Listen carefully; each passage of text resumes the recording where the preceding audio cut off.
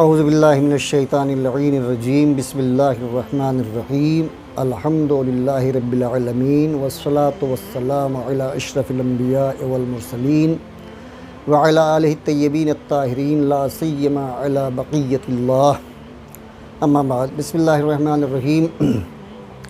آج کا دن ہمارے اور تمام عالم اسلام کے لیے نہایت پرمسرت دن ہے، اس لیے کہ آج کے دن حق و باطل پر واضح فتح نصیب ہوئی ہے، جس میں خود باطل نے اقرار کیا ہے اپنی شکست کا۔ اور حقیقت امر یہ ہے کہ پیغمبر اکرم صلی اللہ علیہ وآلہ وسلم اطراف و اکناف میں دعوت اسلام دے رہے تھے، پیش فرما رہے تھے۔ اسی ضمن میں آپ نے نصارہ نجران کو پیغام بھیجا۔ اس میں تین پیغام تھے۔ پہلے نمبر پر یہ کہ آپ یا ایمان لے آئیے، اگر آپ ایمان نہیں لانا چاہتے ہیں تو پھر جزیہ دیجیے اسلام کو، آپ اسلام کی سلطنت میں رہیں گے تو قوانین اسلامیہ پر عمل پیرا ہونا پڑے گا۔ تیسری، اگر یہ دو شرطیں آپ کو منظور نہیں ہیں تو پھر آپ جنگ کے لیے آمادہ ہو جائیے۔ نصارہ نجران نے اپنے منتخب افراد کو مرسل اعظم کی خدمت میں بھیجا۔ مرسل اعظم جو ہے وہاں پر اسلام کو سمجھاتے رہے، اور مسئلہ جب جناب عیسیٰ علیہ السلام کی ذات کا آیا تو نصارہ اس بات پر آ کر کے جم گئے کہ جناب عیسیٰ اللہ کے بیٹے ہیں۔ پیغمبر اکرم صلی اللہ علیہ وآلہ وسلم وحدانیت کا بچاؤ کرنے کے لیے بار بار سمجھاتے رہے، مختلف نقلی اور عقلی دلیلیں دیتے رہے کہ کوئی بھی اللہ کا بیٹا نہیں ہو سکتا، اس لیے کہ وہ ذات لم یلد ولم یولد ہے۔ اگر تمہاری یہی دلیل ہے کہ جناب عیسیٰ علیہ السلام بغیر باپ کے پیدا ہوئے ہیں تو پھر جناب آدم کو بدرجہ اولا ان کا بیٹا ہونا چاہیے، اس لیے کہ جناب آدم کے نہ باپ تھا نہ ماں تھی۔ بارے اس طریقے سے عقلی دلیلیں دیتے رہے، لیکن جب نصارہ نہیں مانے، نہیں تسلیم کیا تو خداوند عالم نے آواز دی کہ اے ہمارے حبیب، اے نبی، اب آپ ان سے مباہلہ کیجئے، ان کو جو ہے دعوت کا طریقہ بدلیے، اور طریقہ یہ ہو کہ آپ اپنے نفسوں کو لے کر آئیں، آپ یہ اپنے نفسوں کو لے کر کے آئیں، آپ اپنے بیٹوں کو لے کر کے آئیں، یہ اپنے بیٹوں کو لے کر کے آئیں، آپ اپنی عورتوں کو لے کر کے آئیں گے، اور پھر سب مل کر ایک دوسرے پر نہیں کہ تم پر لعنت ہے یہ تم پر لعنت، بلکہ سب مل کر لعنت کریں کہ جو بھی جھوٹا ہے اس پر لعنت ہو۔ تو جھوٹ اور سچ کے معیار کو ظاہر کرنے کے لیے اس مباہلے کا انعقاد ایک ضروری تھا، اس لیے کہ اگر یہ مباہلہ نہ ہوا ہوتا تو پھر قیامت تک سورہ توبہ کی آیت کا مصداق نہ مل پاتا مومنوں کو۔ اس لیے کہ سورہ توبہ میں خداوند عالم نے کہا تھا یا ایھا الذین آمنوا اتقوا اللہ کونوا مع الصادقین، تو صادقین کے افراد کا تعین نہیں ہو سکتا تھا، تشخص نہیں ہو سکتا تھا، لہٰذا مباہلہ کر کے اور مرسل اعظم نے ان افراد کو مقرر فرما کر کے جو اللہ کی نظر میں صادق ہیں، جن کی صداقت کی ذمہ داری اللہ نے لی ہے، ان کو لے کر کے چلے۔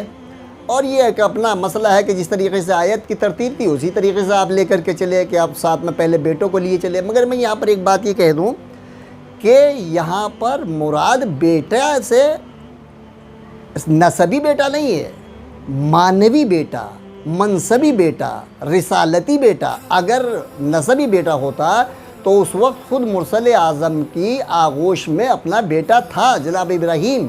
جناب ابراہیم کی ولادت 8 ہجری میں ہوئی تھی اور 10 ہجری میں انتقال ہوا ہے، اور مباہلہ 24 ذی الحجہ 9 ہجری میں واقع ہوا ہے۔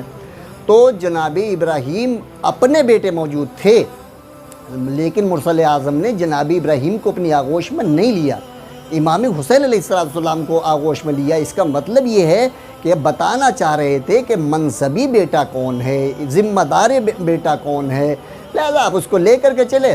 اور جب میدان مباہلہ میں پہنچے، آپ ہی سبھی حضرات جانتے ہیں، تو سامنے والوں نے دیکھ کر کے آپ لوگوں کے چہروں کو دیکھ کر کے یہ اقرار کر لیا کہ ان سے مباہلہ نہ کیا جائے۔ اگر ان سے مباہلہ کیا جائے گا تو قیامت تک بھی نسل عیسائیت قائم نہیں رہے گی۔ کیوں؟ اس لیے کہ ان کی لعنت بر وقت اثر کرے گی، اور بر وقت نہیں اثر کرے گی، قیامت تک کی نسلوں پر اثر کرے گی۔ لہٰذا ان لوگوں نے مباہلے سے انکار کر دیا اور جزیہ دینا قبول کر لیا۔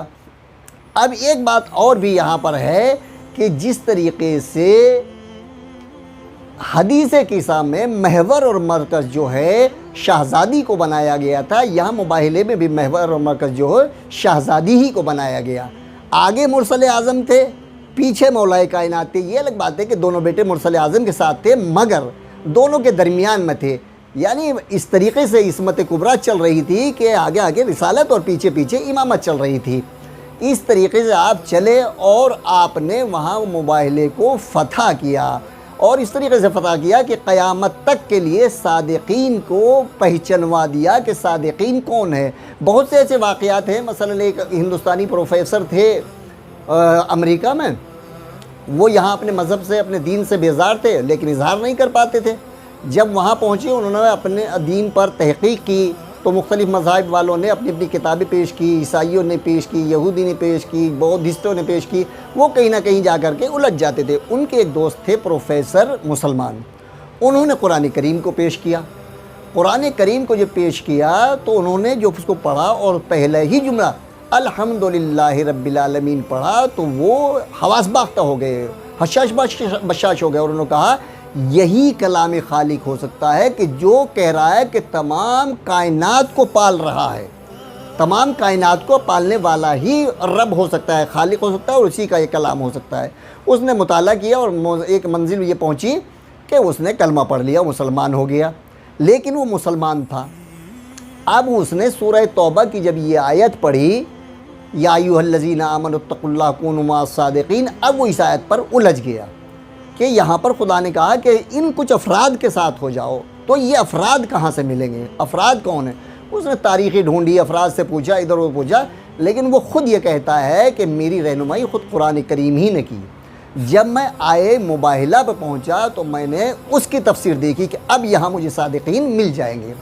اس کی تفسیریں میں نے جتنی بھی دیکھی، اہل سنت کی دیکھی، شیعہ حضرات کی دیکھی، دوسرے کی، اس میں سب میں یہی اسماء گرامی تھے کہ مباہلے میں جانے والے پیغمبر اکرم صلی اللہ علیہ وآلہ وسلم، آپ کی بیٹی، آپ کے نواسے اور آپ کے برادر داماد، یہ سب حضرات وہاں پر صادقین کی فہرست میں شمار ہو کر کے گئے، اور بارہا ائمہ اطہار علیہ السلام نے صادقین پر اپنے حق امامت پر اس آیت کو اور مباہلے کو دلیل کے طور پر پیش کیا ہے۔ اور آپ سبھی حضرات جانتے ہیں کہ جیسے کہ مباہلہ جو ہے ایک بزرگ عید ہے، بڑی عید ہے، پنجتن پاک بلکہ آل محمد علیہ السلام کی عظیم فتح کا دن ہے، اسلام کی فتح کا دن ہے۔ اگر ہم چاہیں تو اس سے بہت سے دروس بھی ہم حاصل کر سکتے ہیں۔ پہلی بات تو ہم اس سے یہ اخذ کر سکتے ہیں کہ مباہلہ میں جو نصارہ اور عیسائی مقابل میں تھے، آپ کے چہرے دیکھ کر کے انہوں نے بھی تعریف کی، لیکن تعریف کرنے سے نہ وہ شیعہ ہوئے نہ وہ ناجی ہوئے، نجات پائی۔ اس کا مطلب یہ ہے کہ خالی تعریف کرنا نجات کا باعث نہیں ہے، بلکہ اتباع نجات کا باعث ہے۔ جن لوگوں نے اتباع کیا انہیں نجات ملی، جنہوں نے خالی تعریف کی ان کو نجات نہیں ملی۔ دوسرے ہم یہ بھی اس سے ایک نتیجہ اخذ کر سکتے ہیں کہ اگر ہمیں کہ بھی اسلام کی حمایت کے لیے نکلنا پڑے تو پھر ہم اپنے گھر کے افراد کی کو اہمیت نہیں دیں گے، اسلام کو اہمیت دیں گے، اپنے چھوٹے بڑے خواتین مردوں کو سب کو لے کر میدان میں پہنچ جائیں گے۔ یہ بھی ہم کو اس سے نقطہ اور درس ملتا ہے۔ اور تیسری بات ہم اس سے یہ درس بھی حاصل کر سکتے ہیں کہ اگر کبھی اسلام پر وقت آ جائے تو نہ صرف یہ کہ مرد، خواتین بھی میدان کے لیے نکل سکتی ہیں۔ جب شہزادی نکل سکتی ہیں تو ان سے عظیم اور بڑھ کر کون عورت ہو سکتی ہے جو میدان میں نہیں نکل سکتی ہے۔ اور ہم اس سے یہ بھی درس لے سکتے ہیں، نتیجہ لے سکتے ہیں کہ خواتین کو اپنے بچوں کی تربیت اس طرح کرنی چاہیے کہ جب اسلام کے لیے کوئی واقعہ، اسلام کے لیے کوئی وقت آئے اور تو چھوٹے بچے بھی اس پر اشکال نہ کریں، بلکہ برابر معاون اور مددگار بن کر کے میدان میں نکلیں۔ اور اس سے بہت سے نتائج نکل سکتے ہیں۔ وَمَا عَلَيْنَا إِلَّا الْبَلَاغُ بِحَمْدِ رَسُولِهِ۔